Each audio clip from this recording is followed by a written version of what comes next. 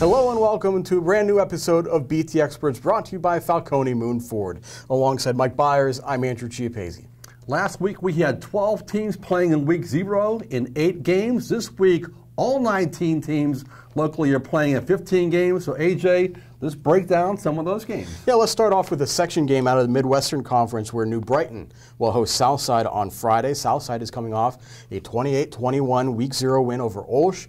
While New Brighton showed some flashes of promise before ultimately losing fairly big to Beaver in week 0. I'm going to take Southside in this game, and I'm not sure that I would have said that 2 weeks ago. I'm suddenly very high on the Rams, and my pick has less to do with Thomas Botkin, who had 154 rushing yards against Olsh, or Trenton Seek, who threw for 2 touchdowns. It's about that offensive line because they replaced 4 starters up there, and yet they had a great performance against Olsh. That tells me that Southside is already clicking. That bodes well for the Rams. So I'm going to take Southside over New Brighton in this game. I am too, AJ. One thing I'm worried about New Brighton is I know they played Beaver. They allowed 69 points in that game. Last year, New Brighton ranked last in the Midwestern Conference for 32 points a game.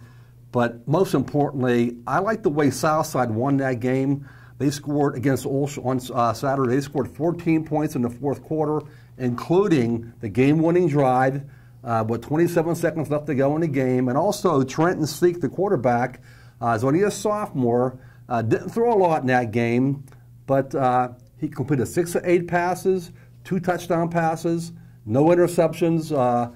I like the poise he showed that in his first career start, so I like Southside in this game. Let's talk about another Midwestern Conference team. That's Riverside. They're in a non-section game this week against Steel Valley, and it's one between 2 potential championship contenders, I think, in Class 2A. They played twice last year. Steel Valley won both games handily, 41-7 in week 1, 42-0 in the Class 2A semifinals. But Steel Valley Mercy rolled everyone last year on their way to a state championship. Not so this year. The Ironmen graduated 15 seniors. I really like Riverside. I'm calling the upset right now. Steel Valley may still be good even without Paris Ford and Dwayne Murray, but I just like Riverside so much.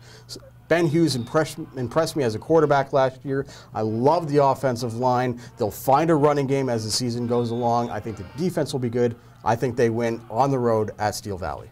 I agree. You know what? The 2 things here. Okay, first of all, you mentioned Dwayne Murray, who's at Duquesne, and Paris Ford, who's at Pitt. Those are 2 huge losses. Okay, and Riverside under Coach Ron Shiro, he came here last year, went 9-3 with a team that wasn't that good the previous year. A lot of guys back, including Ben Hughes, Woodrow Hughes, Austin Dambaugh, one of our cover guys for our high school section preview this year. I like Riverside. They're going to have a very good year this year. They may eclipse the 9 wins they had last year.